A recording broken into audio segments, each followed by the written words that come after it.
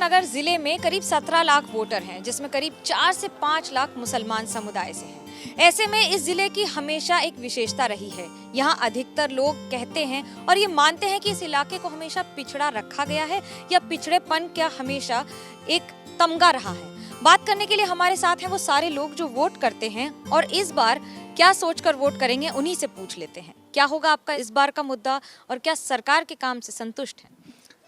सरकार के काम से संतुष्ट होने का कोई प्रश्न ही नहीं उठता। वजह यह है कि इस देश की इकोनॉमी की रीढ़ जो है वो किसान माना जाता है। भारतीय जनता पार्टी की सरकार में, चाहे वो केंद्र की सरकार या प्रदेश सरकार, इसमें सबसे ज़्यादा किसी की दुर्दशा है तो वो किसान है।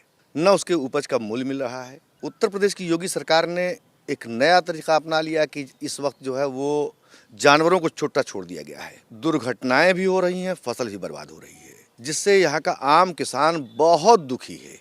गवर्नमेंट ने रेट तय कर दिया कि हम धान इस साल इस रेट पे खरीदा जाएगा। 1100 साढ़े 1100 रुपये में धान बिका। गवर्नमेंट रेट तय करने से काम नहीं चलता। उसके लिए ज़रूरी था कि केंद्र स्थापित किए जाए और बाकायदा तौल उसकी हो। लोगों से पूछना चाहेंगे और क्या मुद्दे होंगे आपके इस बार के, क्या सोचकर वोट करें? सबसे पहली बात तो बेरोज़गारी जो है इस चुनाव में सबसे अहम मुद्दा होना चाहिए। गुर्बत का ये आलम है कि लोग, आप इलाकों में घूम लीजिए। आपने 17 लाख वोटर्स की बात की है, उन लोगों से टच करने की कोशिश करिए कितने लोग बेरोज़गार हैं। अभी ये 2022 की जनवरी स्टार्ट होने वाली होगी, तो मोदी जी ने कहा था कि ये जनवरी स्टार्ट होगी तो 1 जनवरी तक हमें 18 करोड़ लोगों को रोज़गार देंगे। एक आंकड़ा निकाल के देख लीजिए, कोई RTI कर ले, कितने लोगों को रोज़गार मिला है, कितने लोगों को नहीं मिला है। ये सब एक जुमलेबाजी चल रही है। सरकार जुमलों पे चल रही है, उत्तर प्रदेश की सरकार जुमलों पे चल रही है। तमाम लोग जो है और ये चाहते हैं कि तमाम जुमलों के अंदर ये सारी चीज़ों को पाट दिया जाए।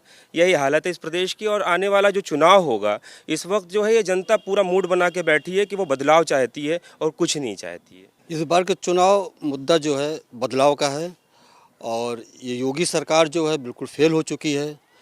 वो गड्ढा मुक्त करने का योजना बनाई थी, मगर आप रोड पर देख लीजिए, हर एक कदम पर 1-2 गड्ढा ज़रूर मिलेगा।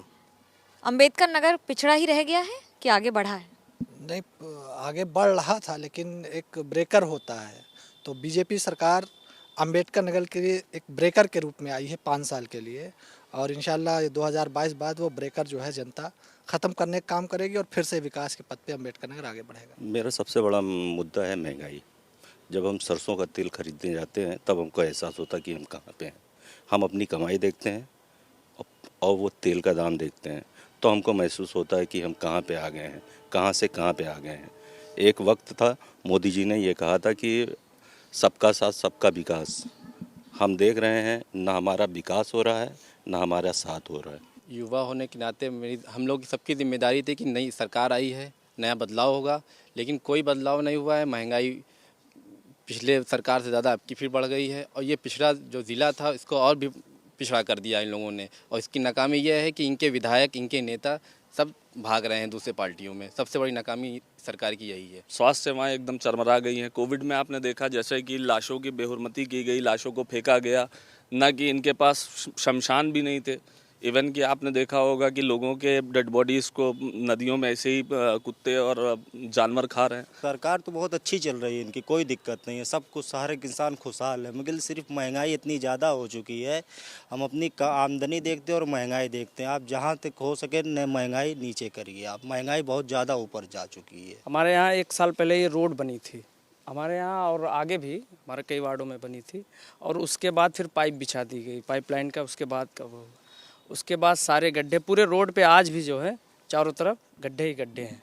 पाइप बिछी है मगर वो बनी नहीं रोड। इमाम साहब, आपकी ज़िंदगी कैसे बदली है? सिर्फ एक लाइन में आपसे परिवर्तन आपका ज़िंदगी में कुछ हुआ है? कुछ नहीं। यहाँ कभी कोई मुद्दा नहीं रहा है किसी तरीके का।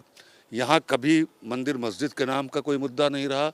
यहाँ कौन प्रधानमंत्री बनेगा, कौन मुख्यमंत्री, मैं अपनी सीट के लिए बात नहीं बल्कि पूरे अंबेडकर नगर ज़िले की सीट की बात कर रहा हूँ। यहाँ इलेक्शन होगा, कोई भी जीतेगा, यहाँ कैंडिडेट देखा जाएगा। यहाँ जात पात पे वोट होता है। अभी कैंडिडेट का चुनाव हो जाएगा, मालूम हो जाएगा कौन। अभी किसी को नहीं बता सकते पूरे ज़माने में जैसा आपने देखा था माहौल, लेकिन हमारा यहाँ इलेक्शन कैसा हुआ। हमारा MP BSP का, हमारा BSP का, कहीं सपा का, कहीं मतलब सब मिला जुला के करते हैं। तो ये ज़िला थोड़ा सा बड़ा अजीब है, बड़ा अच्छा सा है और ऐसा ही रिज़ल्ट यहाँ से आने वाला है। मैं समझता हूँ शायद कोई ऐसा हो कि किसी को भी मायूसी नहीं होगी, सबको मिलेगा और देखना है कौन अच्छा कर ले जाता है। लेकिन जात पात का मुद्दा हमारा बिल्कुल, जब ये डिक्लेयर हो जाएगा कौन राजभर आ रहा है, कौन वर्मा आ रहा है, कौन पंडित आ रहा है, उस तरीके से वोट देंगे लोग। और कभी बड़ा मुद्दा लेके हमारा शहर चला ही नहीं है। ये भी शहर का अपना ही अंदाज है और अंबेडकर नगर जिले की यही हमेशा खासियत रही है। कैमरा पर्सन सूरज पांडे के साथ मनोज्ञा लोईवाल, अंबेडकर नगर, एबीपी न्यूज।